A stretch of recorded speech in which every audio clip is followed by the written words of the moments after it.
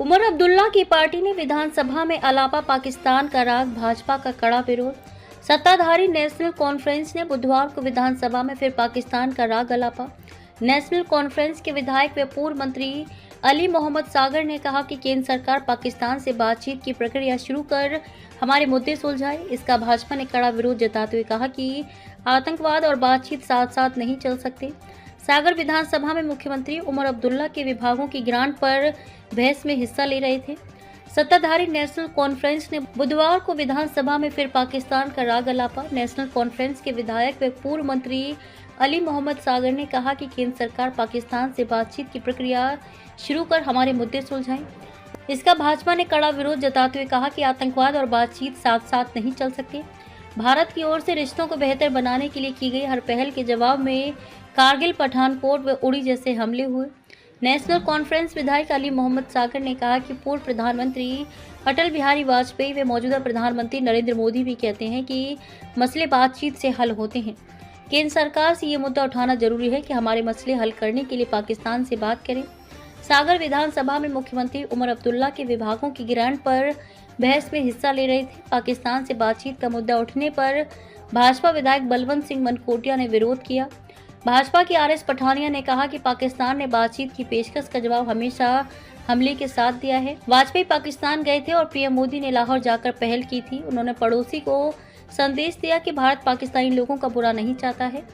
भारत की ओर से रिश्तों को बेहतर बनाने के लिए की गई पहल के जवाब में कारगिल, पठानकोट व उड़ी में हमले हुए। जाओ दिल्ली सरकार से बोलो पाकिस्तान से बातचीत करें, सदन में बीजेपी विधायक से बोले एनसी नेता। बुधवार को विधानसभा में बोलते हुए एनसी नेता अली मोहम्मद सागर ने बीजेपी विधायकों से कहा, दिल्ली जाकर सरकार से पाकिस्तान से बातचीत शुरू करने के लिए कहें, तभी हमारी समस्याओं का समाधान होगा। सागर के बयान पर पलटवार करते हुए बीजेपी विधायक ने कहा कि आतंकवाद और वार्ता साथ साथ नहीं चल सकते। जम्मू कश्मीर विधानसभा में नेशनल कॉन्फ्रेंस के सीनियर नेता अली मोहम्मद सागर ने बुधवार को बीजेपी पर निशाना साधा। उन्होंने विधानसभा में बोलते हुए पाकिस्तान से बातचीत की मांग की। साथ ही उन्होंने बीजेपी पर देश में माहौल खराब करने का आरोप लगाया।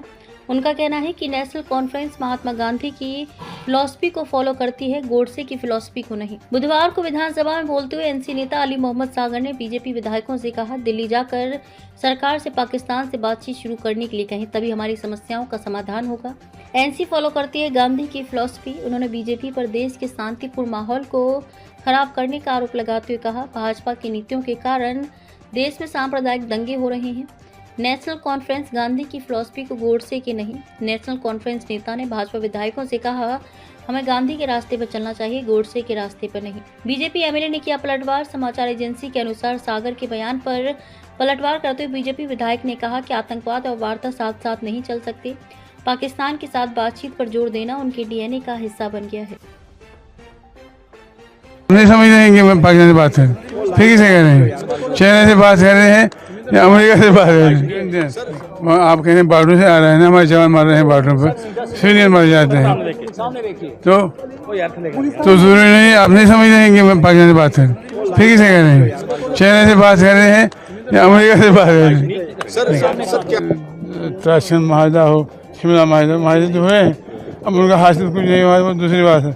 लेकिन बातचीत तो इनसे कहते हैं कि हमारी प्रॉब्लम वहाँ है, जो लोग आते हैं यहाँ पर लेकर और यहाँ बेगुनाहों को मार दे। नेशनल कॉन्फ्रेंस हमेशा पाकिस्तान की वकालत करती रही है और ये आज नहीं, ये 47 से पहले भी करते थे, उसके बाद भी की है।